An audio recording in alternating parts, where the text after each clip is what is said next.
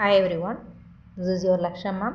So இன்னையிலிருந்து daily ஒரு chemistry question from any competitive exams JEE, NEET, JEE, TRB, BRT, TNPSC, banking side, UPSC எந்த இதில் கேட்டிருந்த கொஸ்டின்னாலும் daily ஒரு கொஸ்டின் ரெகுலராக நம்ம டிஸ்கஸ் பண்ணுவோம்.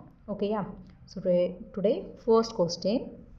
ஸோ டேரெக்டாக கொஸ்டின்குள்ளே போயிடலாம். If a species has 16 protons, 18 electrons and 16 neutrons, the species with its charge is.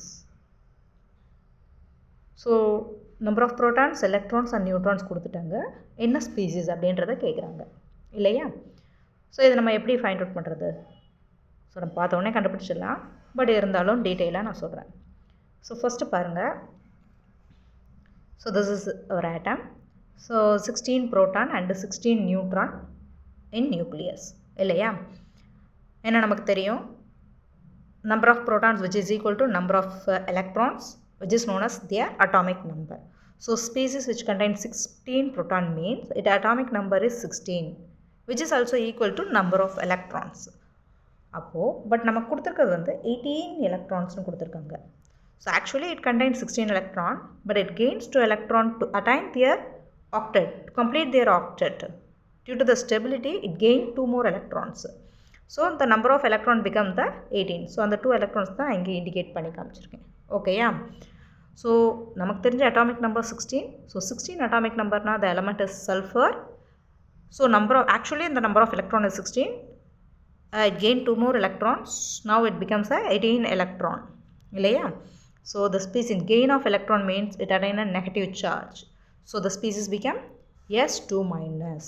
So in your options S minus, Si2 plus, P3 phosphorus 3 minus, sulfur 2 minus. So your answer is sulfur 2 minus. Okay. Is it clear?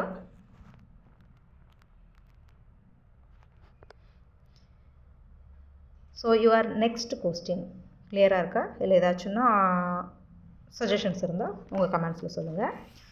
So இந்த கொஸ்டின்ஸை நீங்கள் work out பண்ணுங்கள், உங்கள் answers கமெண்ட்டில் post பண்ணுங்கள். Okay.